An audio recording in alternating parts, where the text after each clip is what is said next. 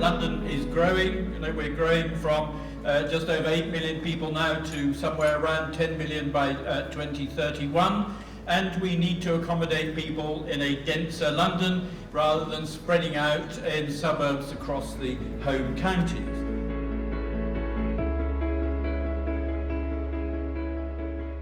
This exhibition presents us with a comprehensive survey of London's proposed skyline. It highlights the impact of taller buildings and their visual effect. It is the starting point of what I think is a very important debate.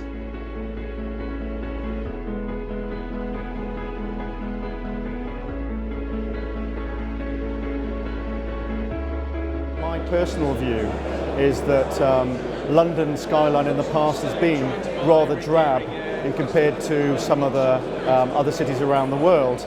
Of course, we have some real gems around St. Paul's, for example, which need to be protected. But I think the new wave of towers that are coming through, many of them are real positives and enhancements of the existing skyline. The population growth in London is expected to be, I think, 2 million extra people by 2020. And of course, that's generating a real need to have tall buildings in central locations. One of the most amazing parts about London is there's almost a medieval grid that defines what how most pieces of land are structured.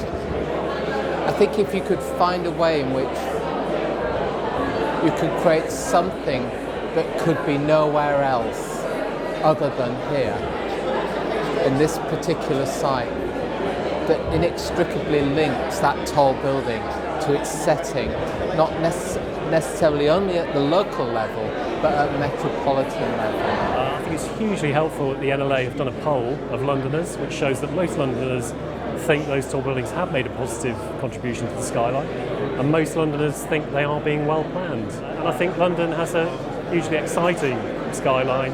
It's got a huge energy. Some of that may be a bit vulgar, but that's always been part of what London's about. And I think it's a city that's admired around the world.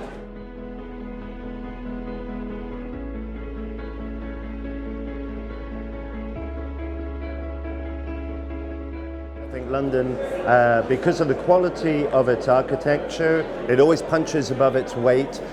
Skyscrapers like the Shard and the Cheese Grater are very exciting. And we've been here before. We were here in the 1960s, and just like the 1960s, the vast majority of the towers were residential. Then they were being built by the state, by councils. They were social housing. Now they're luxury housing.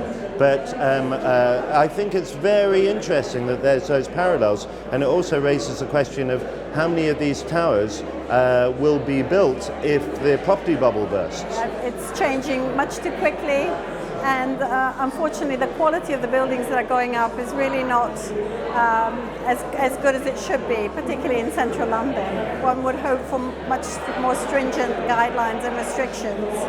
I'm very much in favour of good towers, but I think a lot of bad ones have managed to slip in, and they're very damaging also to the fabric of London at street level. I'm very excited about London skyline. I happen to think we have the right controls and measures in place to protect the most important aspects of London and its skyline. But there's also a need for a balanced debate around skyline versus the delivery of homes, the delivery of jobs, and the delivery of investment. And I think, I'm keen to see that sort of debate become a little bit more balanced than what it's been recently.